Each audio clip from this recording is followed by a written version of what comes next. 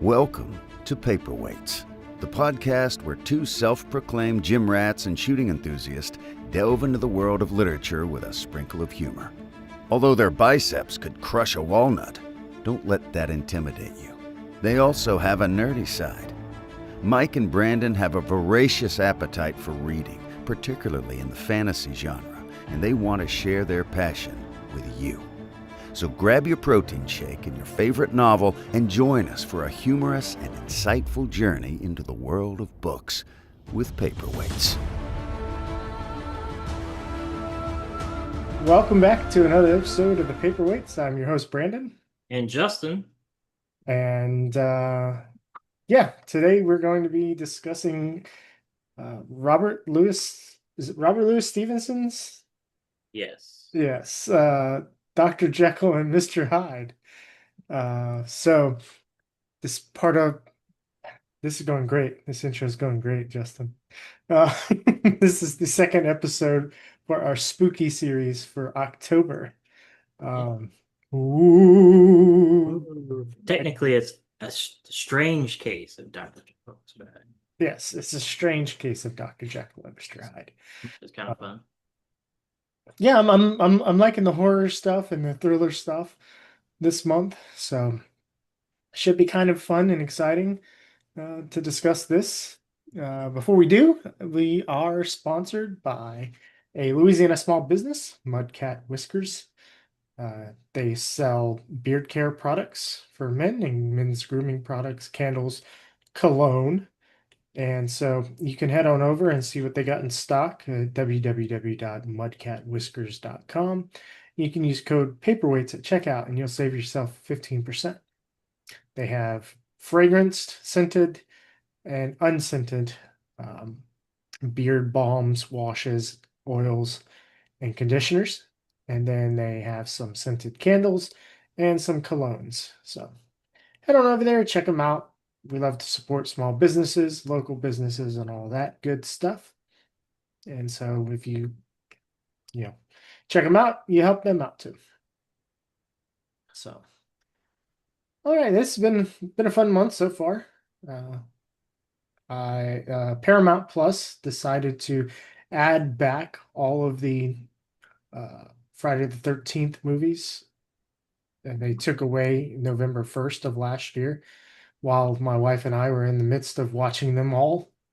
And we got through 6 of them last year, and then they cut us off. So we watched the 7th one recently, and that was fun. And we actually watched the new Haunted Mansion movie that has Owen Wilson, Rosario Dawson, Danny DeVito in it, and it's pretty good. It's pretty fun, pretty solid. It's a 7.5 movie, so nothing spectacular, but not completely crappy. Entertaining. Yeah. That's cool. I haven't watched all the Friday the 13th in a while, but they all kind of run together besides the first two. Yeah, I've also been watching some spooky movies for spooky season. I've gotten into Dario Argento, who is a famous Italian director of horror from like the 70s and stuff. And I watched Suspiria and Tenebrae, which are very good. You like weird 70s horror movies. They have like really good synth soundtracks and stuff. They were very colorful. I think Tenebrae is on YouTube. You can just like watch it for free. That's cool. Are they dubbed, subbed, or English? I think it's dubbed. But yeah, it's cool. Yeah, I've watched those. I watched a couple other things for spooky seasons. I rewatched Mimic, the Guillermo del Toro movie. The movie is really cool. Basically, I've never seen it. It's about these mutated giant cockroaches that can like they evolved to like mimic humans. They kind of look like people in a trench coat, and then they like kill you. And that's really cool if you've never seen it. Oh, there was one movie, And- I forget what it was. I watched it years ago, but it had Antonio Banderas. Um, and I believe it started off at the beginning where somebody was responsible for a car wreck or something that killed somebody. Oh, it's called The Skin I Live In. hmm, Uh, really, really psychological thriller, fucked up movie. yeah, Uh, yeah, so I can't I, I can't say too much about it because I don't remember like what was revealed at what point in the movie. But if you yeah, want to watch something that's really fucked up, go watch that. Um, not quite not quite in the same vein as Martyrs, yeah, okay. but it is kind of like what the fuck. Uh, Yeah. One of those I saw recently was High Tension. It's also really good. It's another French movie. It's not as messed up as Martyrs, but it's pretty messed up, pretty cool. yeah, this one is actually a Spanish Hmm. movie, so um, yeah, I mean, you got it 82% on Rotten Tomatoes, so. Oh yeah. Yeah, I'm probably gonna watch some more before the end of this month for spooky season. Yeah. Yeah, I'll definitely check out Tenebra. Tenebra. See, I can spell it for you. Tenebrae.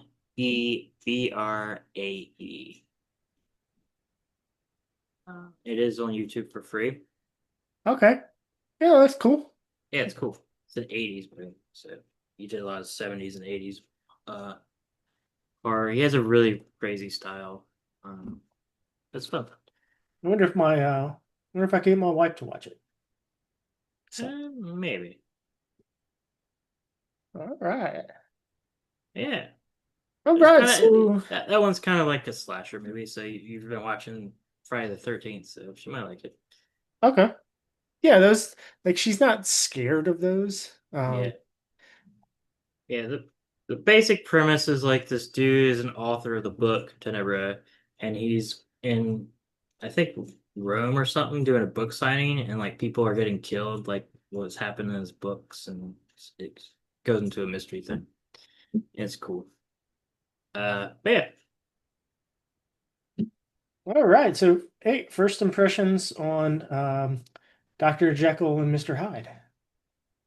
I I enjoyed it a good deal. I do agree with you that it's not tainted, but it has definitely probably lost a lot of its impact because of how popular it is.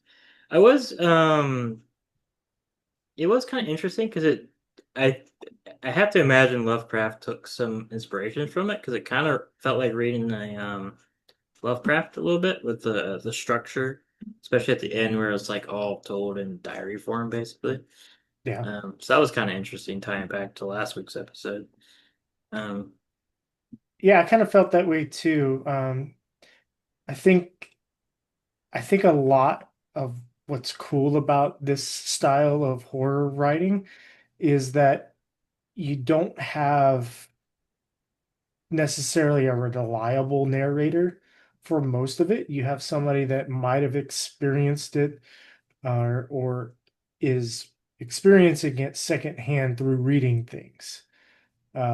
And then, the writings, the diary entries, they're tainted as you know from just hearing people's eyewitness accounts of very abrupt, like if of robberies or wrecks, people's ability to recall events is very highly inaccurate. Um, so that's kind of fun. Um, yeah. but yeah,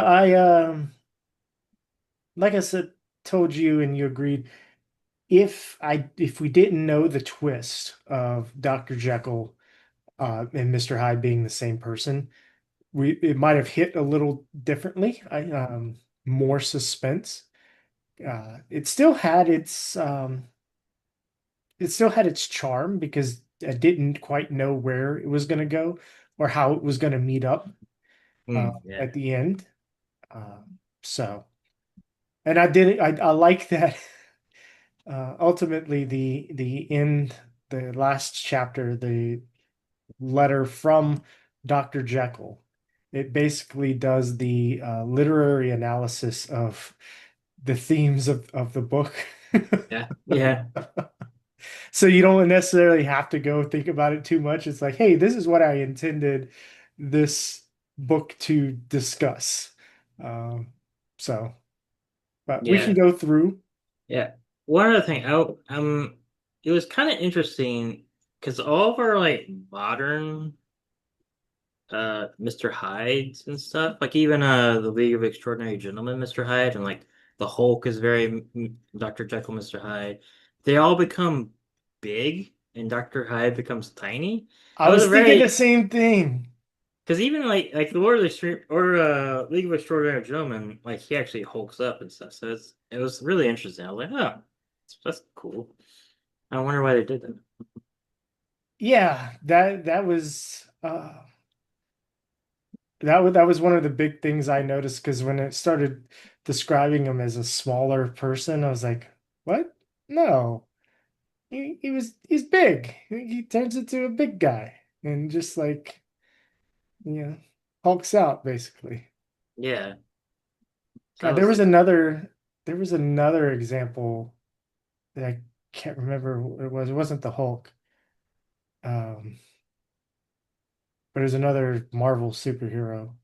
yeah. The But Hulk is the classic example, though. It's just basically lifted from this. yeah, A scientist that turns into a rage demon, you, worst part of himself type thing that destroys. Um,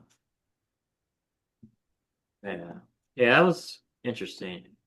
I mean, I guess if you wanted to be a superhero, you wanted to be huge and just be able to destroy stuff. oh, the Green Goblin. Oh yeah, That was the other one I was thinking of. A nice another example. Um, both of those really kind of tackle that duality of man issue as well.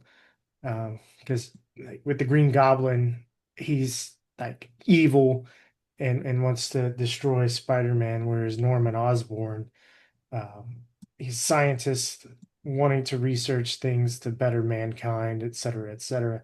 Now, yeah. most people might go, well, yeah, he was also a rich man, so he was evil anyway, but okay. I think Spider-Man also has the Lizard, which is very this too. It's kind of funny that he has multiple villains that are kind of Oh, Dr. yeah. Jekyll, Mr. Hyde. Yeah. And Yeah. what about the Doc Ock? Yeah, I don't know if he has split personalities, but yeah, that he has another scientist villain. I mean, Dr. Octavius is loves like Peter Parker, but whenever he's Doc Ock, he hates Spider-Man. True, yeah, that works too. He's got Yeah, three of them. yeah, Stop it, Spider-Man.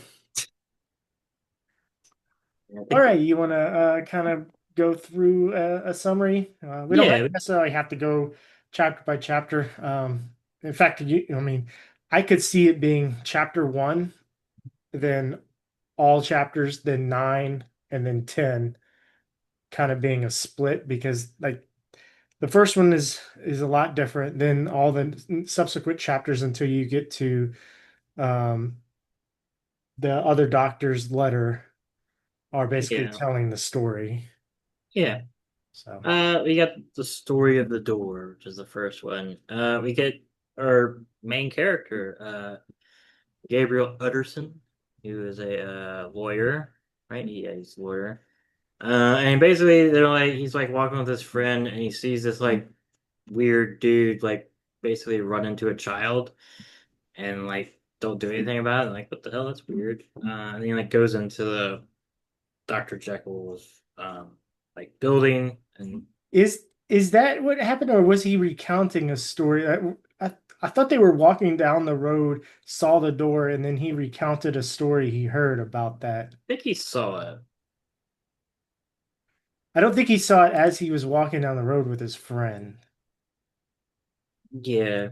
Okay. but that's Uh, details that don't matter. But yeah, he's walking around. His friend saw it. Richard Einfeld. Yeah. Yeah. But basically that's what happens. He ran into a little girl, and they're like, "What the hell is going on? That's weird."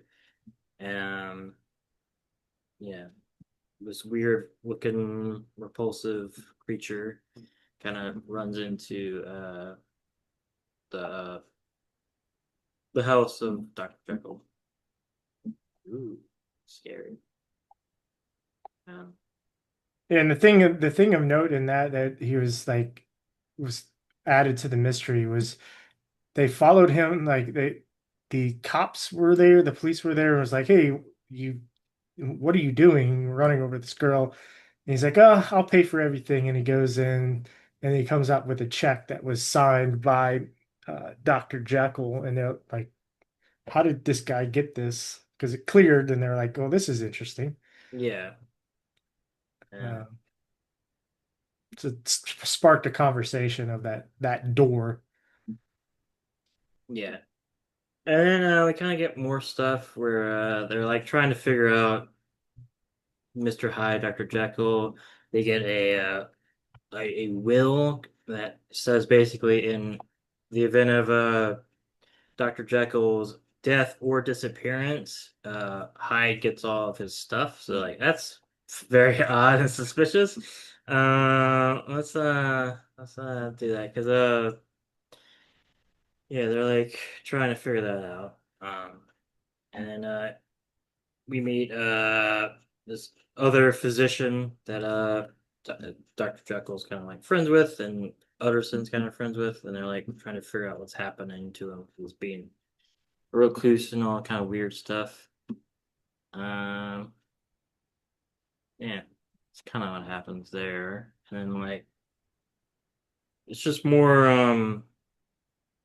trying to get to the bottom of the mystery stuff. But yeah, like Doctor Hyde has like a townhouse in Soho and stuff like that, so it's all kind of strange. And like we learn later that there's chemicals and stuff being bought and by Dr. Jekyll and all this other stuff. So they're like trying to figure that out.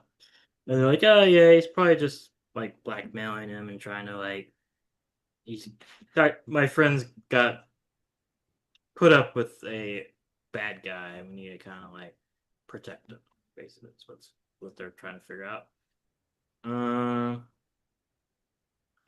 yeah, And then there was the like more things were happening, like the murder of Dr. Dan of Sir Danvers Carew. it hasn't happened quite yet, but yeah, Oh, okay.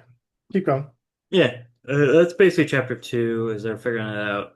Chapter three is we get Dr. Jekyll holds a dinner party, trying to do like that, and they're like he's trying to Utterson's trying to talk to him about the will and stuff, and it's like and he has this ominous phrase of like I can get rid of him anytime I choose and stuff like that.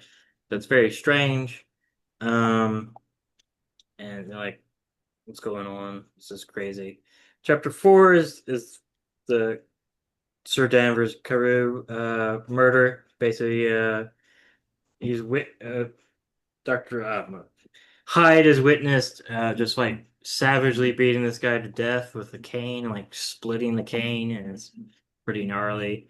And he like uh runs away, and they can't find him. And the dead guy had a letter to our main dude, Mr. Utterson.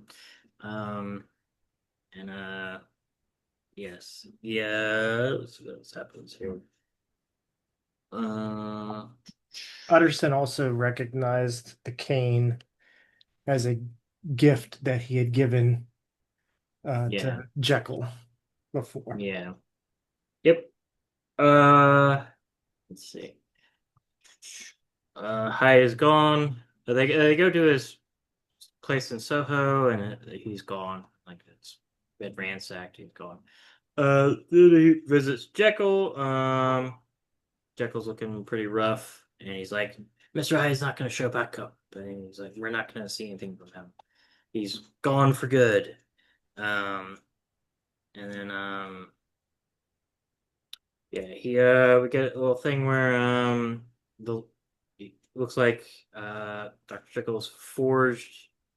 He thinks he's like forged a letter to like protect Hyde and stuff like that. Dun dun dun. Maybe not. Let's see, chapter 5, incident of the letter. Um, uh, like it's just kind of like things are calming down.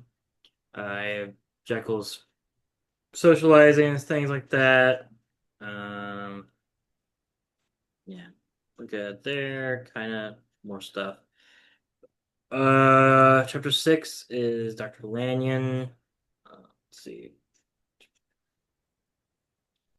Yeah, chapter 5 was the one where they identified the letter and that Dr. Jekyll and Mr. Hyde's writing are almost identical, one just being slightly slanted. Yeah, And I think he was like describing it's almost as if it was the same thing, but with like a warped hand or something had written yeah. it, which is not Um, often. Yeah. yeah. I wonder what that is. Uh, Chapter 6. chapter 6 is Layden. He gets like a letter and he dies. Uh, and then stuff like that happens.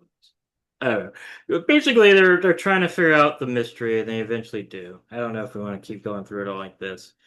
Um, and basically we find out at the end with the letter that because his manservant rushes to the lawyer and he's like, my master is not here. There's somebody else weird in the laboratory, and like they break in, they find Hyde dead, and they read the note, and it's basically like we learn the truth that basically he's been taking a concoction to bring out his darker self and split his personality in twain, and then basically over the time Hyde has been like more coming out, and like he's been waking up and transforming to Hyde, and then he used the concoction to transform back to his real self, and like has taken over, and he's like he feels the joy of like debauchery and killing and stuff, and he's kind of worried that he's gonna lose himself, and he eventually killed himself, and it's pretty sad. But yeah. Uh, Oh, we don't really need to go full into it because there's a lot of just they're finding out the mystery of the thing. Yeah. Um, but yeah, it was cool. I really like the mystery of the like how they went about it, and you know the different perspectives. Like you said, it's kind of hard to summarize it like this if you don't want to go super into detail. But yeah, all the different perspectives and like you know the mystery of Hyde and how he disappeared and like what is his relationship with Jekyll and all this weird stuff. Of course, we already knew that because we were spoiled. But then figuring all that out and all the different chemicals and weird salts, which is kind of fun. That he was running out of, and you know how desperate he was towards the end of like losing himself, and it kind of reminded me a little bit also of like The Fly, where like you know I can see that. you got like yeah, but yeah, I don't know. What you got? Yeah, I really liked that. It was almost four mysteries. To me, it was like four mysteries. The first one where it was just like, oh, let's see. Yeah, the first one was, oh, there was a story about this door, and then later, then that prompts Utterson to uh, start researching, looking into Dr. Jekyll more. And then all these strange things are happening there. And then you find Mr. Hyde is dead. And so that's like the second mystery. Um, then Dr. Lanyon's narrative Yeah. adds a layer to it. Almost like, all right, we have one movie from chapter 1 through chapter 8 that tells the entire story from Doctor or from Utterson's perspective. And then chapter 9, we get the story filled in pieces from Lanyon's perspective. And then um, was it was it Lanyon that had the statement from Jekyll? Where did the statement from Jekyll come? I'm pretty sure it was in the laboratory where like when he killed himself. Okay, 'Cause but there was like 3 letters or something. yeah, so there was Lanyon's letter, which was given to um, Utterson and said, "Hey, don't read this until this happens." Yeah. And then there was another statement that said, "If you find this, then read this one."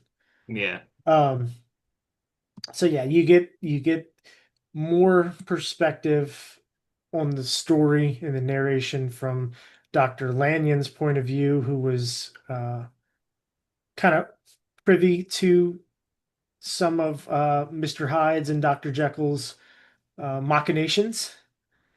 And let's see. And then you got chapter 10, which is, Dr. Jekyll's writing before he knew that Mr. Hyde was going to take over, explaining, hey, why did I do this, et cetera, kind of redeeming Dr. Jekyll in a way.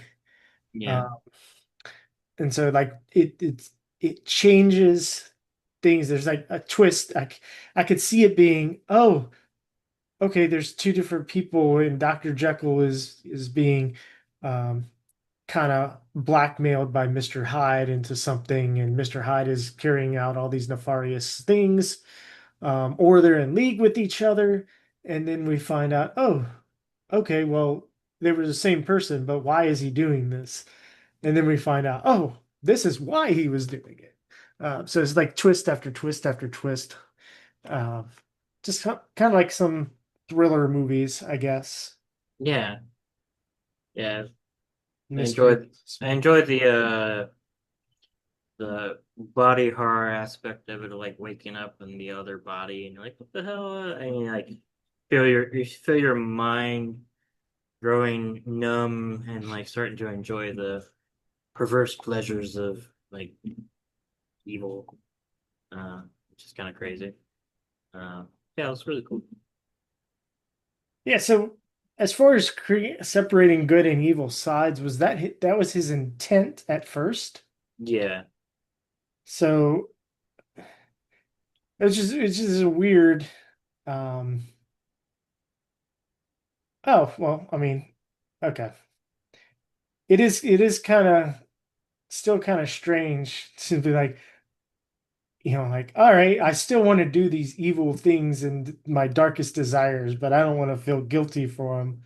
So I'm gonna make this person do them, as opposed to like, well, yeah, I shouldn't do those, even though I want to, and I'm a good person. So in the end, I don't think Dr. Jekyll is still a good person. I don't think he I don't think the way it played out, it was a separation of good and evil, because his good side was, still covering for his bad side and was aware of what it was doing, and it was aware that he was the same being in a sense, unless he believed that the transformation completely made them two different beings and he was no longer culpable. well, I mean, from what I got from it was like, you wanted to separate the good versus the evil, and you can like get rid of the evil and just only have the good, like a lot of stories do that, where in the like Star Trek does it all the time, where they get split into the good and evil versions of themselves, and it turns out you need both to be a real person, right? And then yeah, so that's kind of this. But then towards the end, it was like the evil of Hyde was superseding him, and he was starting to like succumb to hell, and then he ended up murking himself before that happened, which is pretty crazy. But yeah, yeah, maybe it started off as altruistic. We're like, if we can separate it, then we can eliminate it, right? But then it was too powerful. I still think it's a boneheaded idea because he transforms himself into a being. Um, and I mean, what are you gonna do? All right, now you've transformed into two different beings, so you just stay in the one. You just keep taking this potion to be the good one. Is that the idea? Because you can't kill it, because then you kill yourself. Yeah, I mean, maybe that was his next step, but he never got to it. Just to try to kill it. Or Well, he so, did. He killed himself. well, yeah, but I And mean, they both died. like keep himself around. Um, yeah, I don't know. Yeah, The duality of man. yeah, I do like it. And whenever they were going, I was all in on chapter 8 for the last night. Whenever they went to the laboratory and all of that, and it was very suspenseful. Oh yeah, it's good. It is. I will say this.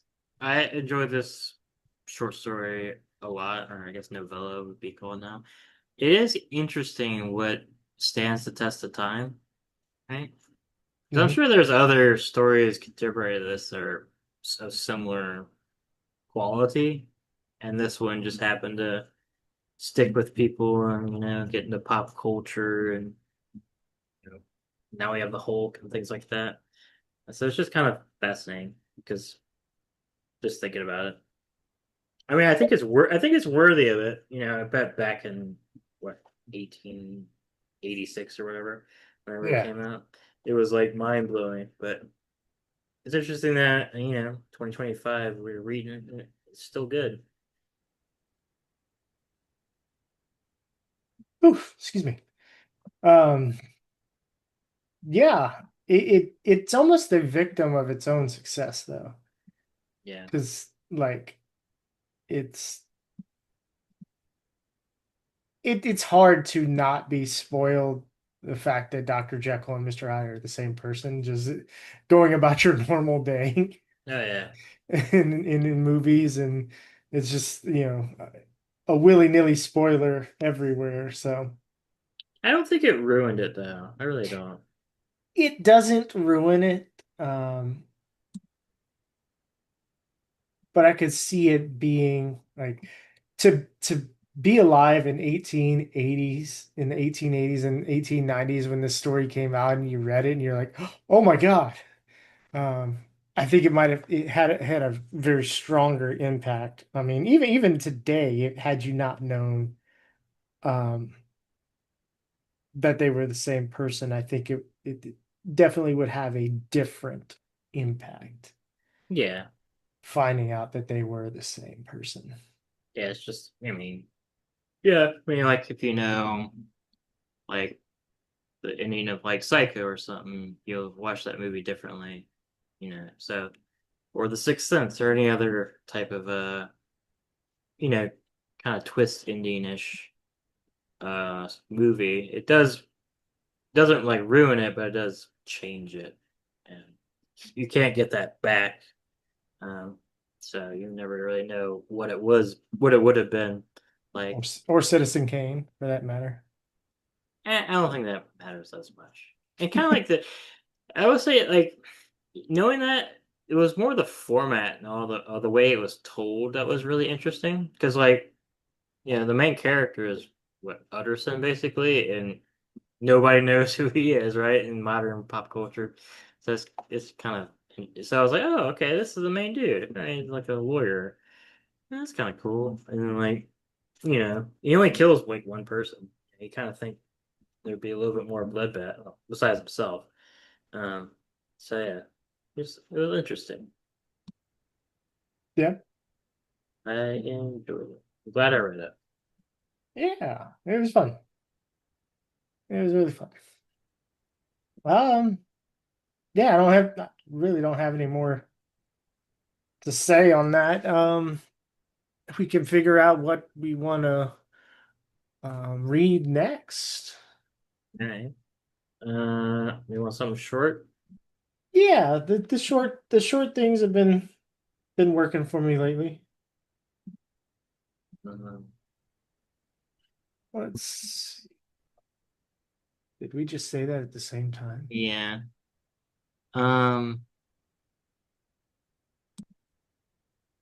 if we want to do another Lovecraft, I know a couple of like really short ones that are fun and be easy.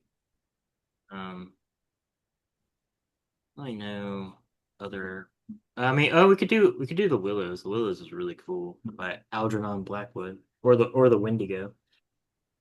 Oh, Yeah, let's do the Wendigo. Or would you rather? It says it's a book. see how It's a novella. Um,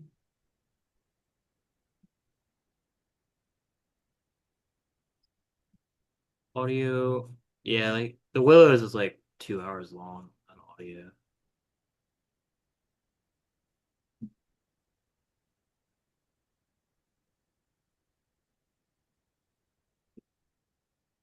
the Wendigo is 2 hours as well. Yeah, so either one works. They're both good. Um, which one do you want to do? I think I like the Willows better, so I'm down for that one. Let's do The Willows by Algernon Blackwood. That will be our third installment of the spooky series. Spooky series and three different authors. Yeah, yeah. I kind of wanted to do something different than Lovecraft. Yeah, it's Um, fine. we could do more Lovecraft in the future. Yeah, you Um, just want. I'm a little limited right now on my horror authors, especially ones that have short stories. So yeah, I know like these two guys and then Dr. Jekyll. So maybe next year we'll know more. yeah. I mean, maybe next year we can do Dracula. Sure. Dracula. Dracula. That I'll one's be it. kind of a long book. Yeah, we could do that for the entire month. Give it its Yes. due. Bram Stoker. Or I haven't read Frankenstein either. Eh, Dracula's 11 hours audiobook. Yeah, it could like 2 or 3 weeks, at least two. Yeah, it's Frankenstein. I saw a meme the Funk, other day. funk. There's a meme the other day. It's like, it's actually Frankenstein's monster. And it's like, oh, I'm sorry. And hands a Monster energy drink. It's That's pretty good. It's really dumb, but it's really good. I like it. it is really dumb, but it's like, oh, okay. Um, Frankenstein is 7.5 hours, 9, 10 hours. Yeah, so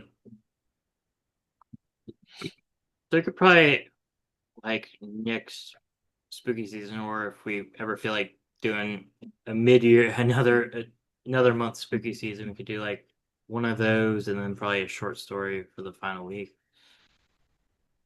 See, when's the next Friday the 13th?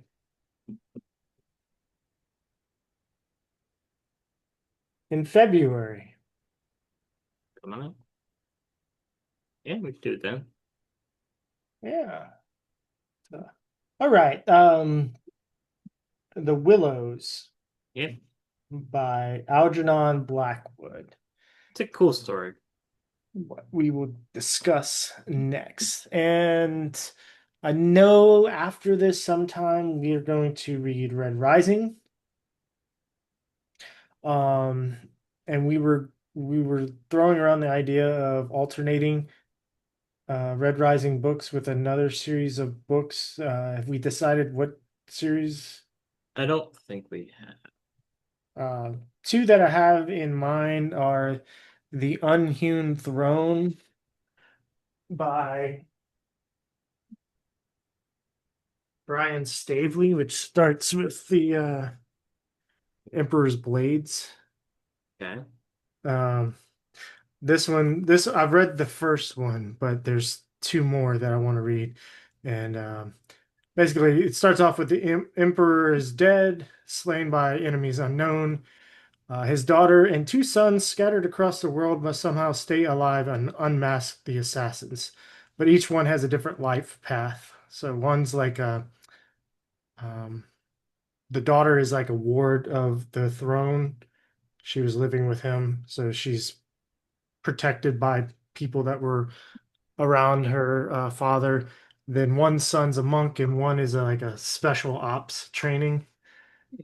Um, I remember it being fun. Like I mentioned before, um, one of my characters, Kaylin, or I forget the Dungeon World character that died, Okay.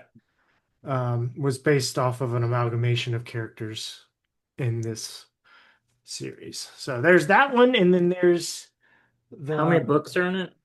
three. Three. Okay. Unhewn Stone, or what is it called? Why is it not on the front here? An Unhewn Throne, Chronicle of the Unhewn Throne. Um, it should be three books.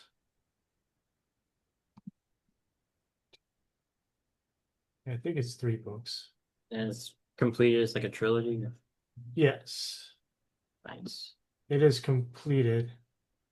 Yeah, a trilogy, and then um, there's a sequel series. Yeah. Sounds interesting. I've figured through enough stuff. Um, Then there was but like Licanius, the Licanius trilogy series. hmm, yeah, only thing I'm thinking of uh like the Sun Eater books would be kind of cool to do.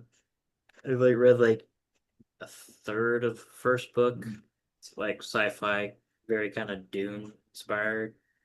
Um, so we haven't really done too much sci-fi, even though Red Rising is kind of sci-fi. It's like young adult. I mean, it is sci-fi. It's like young adult sci-fi. Um, that book's is pretty cool from what I read, but I kind of lost interest. Uh, but yeah, I'll think some other ones if we want to do, just figure it all out. But that'd be fine. Yeah, I'm kind of down to do one like sci-fi and one fantasy series Yeah, because not only are we having different authors, but slightly different genres, so kind of mixes it up a little bit. Would be fun. yeah, yeah. I mean, I do think Red Rising is technically sci-fi. It's weird, but it's not bad. I read the first one for the listeners, and it was very generic. But Chris says second and third one gets better. Well, for anybody that's still listening and you want to have an impact and uh, effect on our podcast, what series should we intermingle with Red Rising? Um, we have Sun Eater as we have three options that we put forward. We're open for more, so the one that gets the most votes, I guess maybe we'll do. So we got the Sun Eater trilogy, We've got the Unhewn I think it's Throne, like 5 books, but yeah. Sun Eater series, Yeah. Unhewn Throne, Lycanius trilogy, so or anything else. So leave comments on the YouTube video, and we will take them all into consideration. Or Malazans, and we do that for 5 years. Um, Yeah, should we? No, I I think do people would go yes. I do kind of want to read Malazan. I do Maybe want ev- to know maybe Malazan. like every third book we do a Malazan book. We do. We just do that forever. I don't know. I don't even know if it's good. I've just heard about it, and it's the one of the big series I've never read. I have experienced the first book on audio. I remember a lot of the beginning, and I remember the climax, which was really cool. But there was a lot of just, I don't know what the fuck's going on, but I'm going to continue forward. Um, there was a lot of that happening when I was listening to it. But this was like 10 years ago. So Yeah, I hear you. Yeah, I've heard it's a lot, but I'm just like, eh, that's just one of those I haven't started yet, so that'd be kind of fun. there's some really cool characters I remember. But it is one that just kind of tosses you into the middle of action. It talks about things as if you know what they are and what they Mm. mean Yeah, without explaining them. very Game of Thrones. So it can be very confusing. So, I could see that. Yeah, it's but always an option. people really love it. So, I know that's what I've heard. I'm like, and it's also like 10 books or something. It's yeah, ridiculously it's 10 long. books. Yeah, so All right. maybe one day. Yeah. All right. So if you made it this far, thank you. We appreciate you. Go ahead and hit that like button, subscribe, share. You can leave a rating or review where you listen to your podcasts. We are on Apple Podcasts, Amazon, Spotify, pretty much anywhere where you can get your podcasts. We should be there. And then you can follow us on YouTube and comment below on these videos. We would like to interact with y'all as much as you can. And don't forget to visit our sponsor, Mudcat Whiskers, on www.mudcatwhiskers.com. When you place an order, use code paperweights at checkout to save yourself 15%. And Nick likes to give a little personal touch and usually includes a handwritten thank you note in every order. So we will catch up next time when we discuss The Willows by Algernon Blackwood. Very horror author name. It is. It's a great name. So kind of reminds me of the Flowers for Algernon. Is that? I wonder if that's was for that. Flowers He for. did not write that. He did not write that, but I wonder if it was written about him. I mean, do you know what Flowers for Algernon's about? I forgot. Oh, it's about a mentally handicapped dude that gets a drug that makes him smart, and he realizes that everybody was like making fun of him and stuff, and it's kind of he gets kind of depressed, but then he like uh he gets a life and stuff, and then the lab rat that was taking the pill Algernon dies, and he puts flowers for Algernon, and he dies. It's a really sad, messed up book. It's really good though. And there's an episode of Always Sunny in Philadelphia that's based off this, and it's Yeah, called Flowers for Charlie, yeah, it's which very is a good. hilarious. Yeah, Isn't that the one with the laser tag? no, it's the one where he takes a pill that makes him smarter, just like Flowers for Algernon.